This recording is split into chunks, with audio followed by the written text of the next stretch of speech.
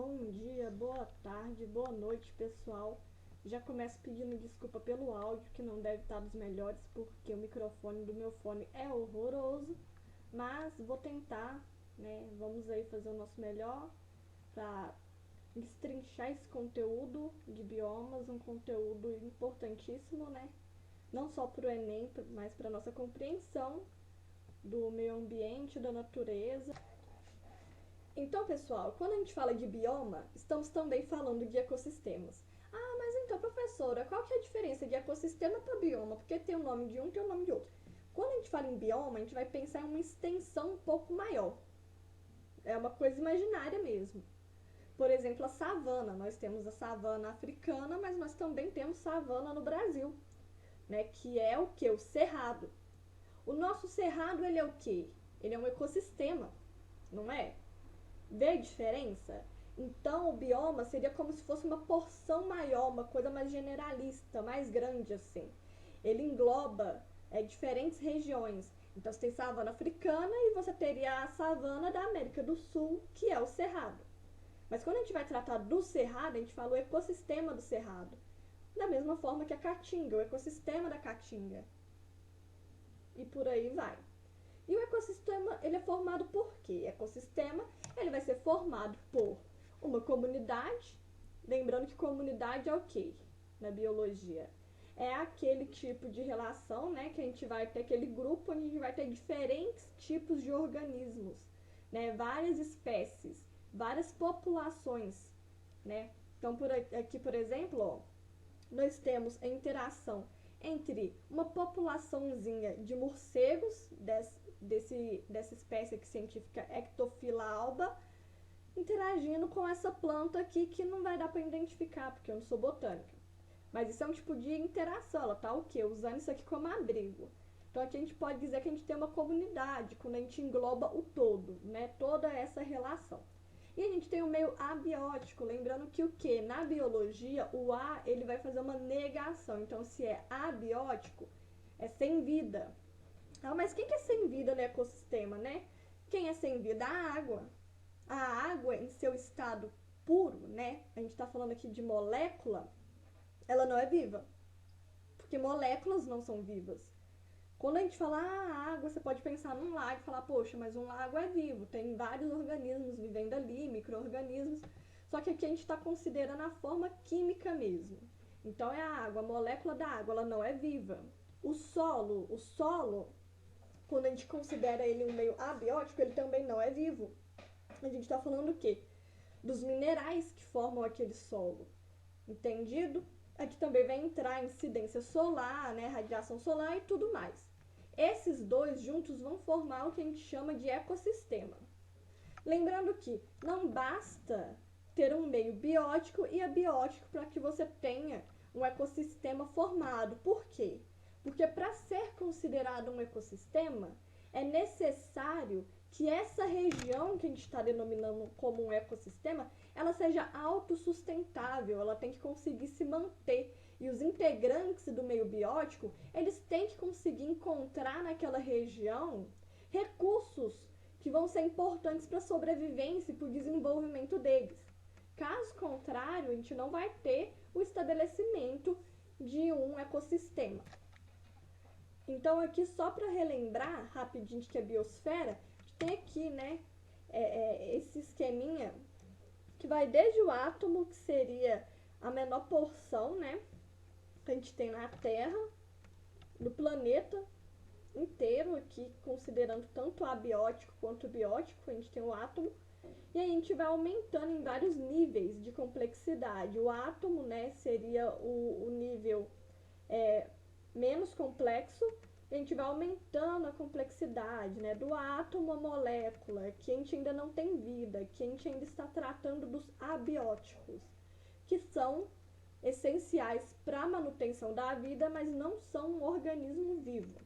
E aqui, ó, a gente já começa a ter a vida, né, sendo estabelecida. Por quê? Porque aqui a gente tem as organelas celulares, né, a célula. Lembrando, organelas celulares são formadas de quê? Átomos e moléculas, né, que vão se juntar dando uma estrutura a essas organelas. E aí a gente vem para a célula, para tecido e vai aumentando essa complexidade. O nível mais complexo que a gente considera é a biosfera, que vai englobar tudo, todos os conjuntos, de todos os ecossistemas, tudo está aqui incluído. E lembrando que a biosfera ela é dividida em 3 grupos. A gente tem o epinociclo, que vai ser a porção terrestre dessa biosfera. Então, tudo que a gente tem na Terra, e agora quando eu falo na Terra, eu estou falando da Terra, Terra mesmo, literalmente Terra, não o nome do planeta, faz parte do epinociclo. Todas as árvores, todas as plantas, né, não aquáticas, todos os animais não aquáticos, né? Então você tem lá os mamíferos, os répteis, tudo que está na terra, que anda, que vive sobre a terra em solo firme, faz parte do epinociclo. E a gente vai ter o liminociclo, que ele vai ser o ambiente aquático de água doce, ou seja, dulcícola. Então aqui a gente vai ter as vitórias régias, os peixes, né? Aqueles mini crustáceozinhos, pequenininho, bonitinho. E a gente tem também o talassociclo, que esse vai ser um ambiente aquático também, mas vai ser de água salgada, ou seja, os mares e os oceanos. E o epinociclo ele vai ser o mais abrangente dos biociclos. Por quê? Porque nele a gente vai encontrar todos os ecossistemas terrestres. Então a gente vai ter tundra, taiga, vai ter as florestas temperadas, né? A gente vai ter também as florestas tropicais, como por exemplo a floresta amazônica, a Mata Atlântica. Também tem os campos e os desertos. Então a gente vê que ela tem uma composição paisagística muito rica. Então, por exemplo, a gente pode ter florestas de coníferas. Então aqui você vai ter alguns tipos de espécies, tanto faunísticas quanto florísticas, que você não encontra, por exemplo, no deserto. Porque são ambientes que têm condições abióticas muito diferenciadas um do outro. E isso, né, ajuda a compor a paisagem daquele lugar.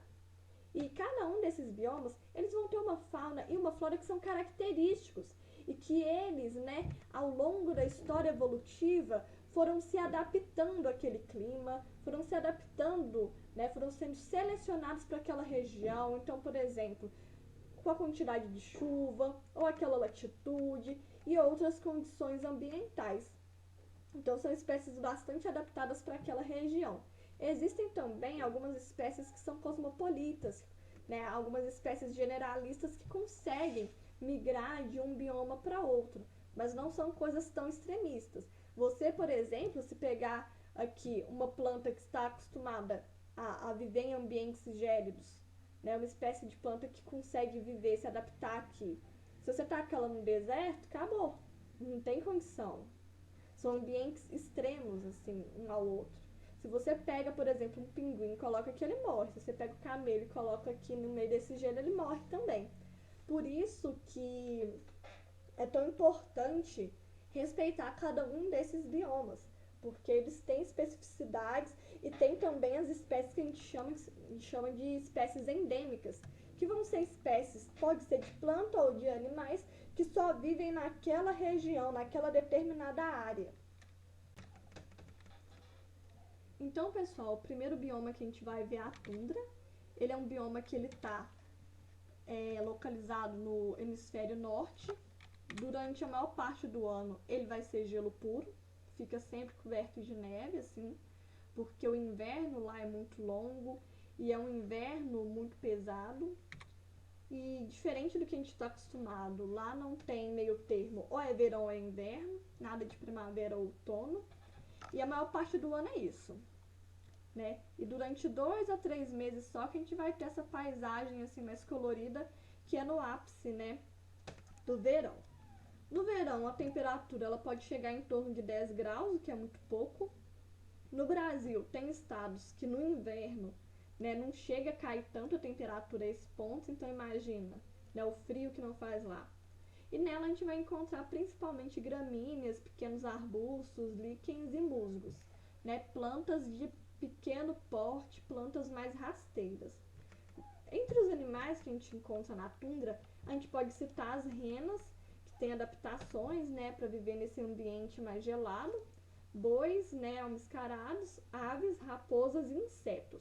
O frio, como eu já tinha falado, né, no inverno vai ser muito frio, um frio intenso, é bastante escuro e tem uma escassez de alimento. Por causa disso, vários animais eles migram para o sul, né, para buscar uma região com melhores condições para sobreviver. Então, pessoal, como o ambiente é um ambiente extremo, né, com frio severo e características muito severas também, por seleção natural, algumas adaptações foram selecionadas, né, para que o animal ele conseguisse viver nessa região. A presença de pelos longos foi uma delas. Esses pelos, que são grandinhos e espessos também, eles funcionam como se fosse um termoisolante. Ele vai isolar o calor dentro do animalzinho, né? Vai impedir que ele perca esse calor, que é tão raro nesse ambiente super frio, para o ambiente externo. Porque lembrando, quando você veste uma blusa de frio, a blusa não está te esquentando, ela está servindo também como um isolante, ela está impedindo que você perca calor para o meio. Do mesmo jeito, a presença desses pelos nesses animais. É por isso, né, que aqueles esquimós, que são uma população, né, nômade, que vivem em ambientes super frios, né, em regiões congeladas mesmo, elas usam roupas de couro feito com pelo desses animais, né? Matam esses animais e fazem uma roupinha para poder se proteger, para poder não perder o calor para o meio externo. Do mesmo jeito as aves, né? Se os mamíferos precisam de um mecanismo, de uma adaptação para não perder calor, a ave também. Então elas vão ter penas termoisolantes que vão manter elas aquecidas mesmo nesse frio imenso que faz na tundra. Outra característica vai ser o quê? O aumento da camada da epiderme, que é essa porção aqui, ó, de gordura, né, de adipócitos que a gente vai ter. Ela é normalmente muito mais espessa em animais que vivem em condições de frio. Por quê? Porque ela vai formar também um isolante que vai impedir que a temperatura seja perdida para o meio. Então observa aqui, ó, isso aqui é como se fosse um corte, né, na pele de uma pessoa, de um ser humano. Olha aqui, a grossura da hipoderme. A gente vê que é uma camada bem fina, né? Especialmente se a gente pensar que isso aqui é um corte da pele da pessoa. Agora, olha aqui nos animais que vivem em frio extremo. É isso aqui tudo. Então a gente vê que é muito mais espesso e isso é uma das adaptações. Temos também a diminuição das extremidades corporais. Por quê? Porque as extremidades corporais elas perdem calor muito facilmente. É por isso que é muito comum a gente ver, né, pessoas que sobem montanhas ou que vão para a neve, né, e que perdem os dedinhos, perde pedaço da orelha. Por quê? Porque a extremidade, ela perde calor mesmo com mais facilidade. E quanto maior essa extremidade, mais longa, mais facilmente ela vai perder calor para o meio.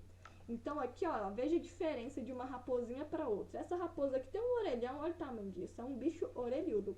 Agora olha a orelhinha dessa raposinha que vive na tundra. Muito menor, assim como o focinho também é muito menor. E isso vai ajudar numa redução, né, da perda do calor.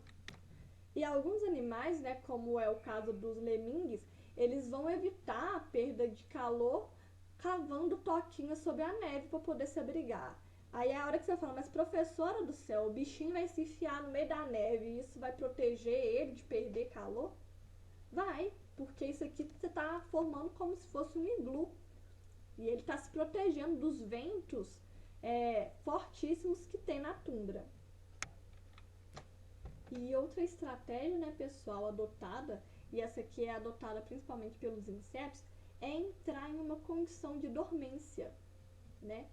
Que é quando que é quando o metabolismo desse organismo ele fica lento, ele vai desacelerar, ele vai ter um baixíssimo gasto energético, né, para poder economizar energia mesmo. Então, todas as funções vitais dele diminuem até que essa fase de inverno ela passe. E aí o metabolismo, né, volta a acelerar e ele pode viver, né, a vida dele tranquilamente já no verão.